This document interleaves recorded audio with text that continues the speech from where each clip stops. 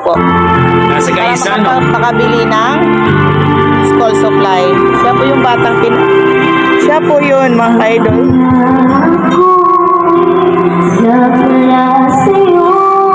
My God.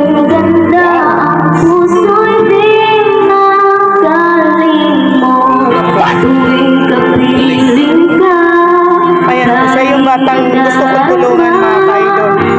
Siya yung batang kumakanta nung kumakain kami po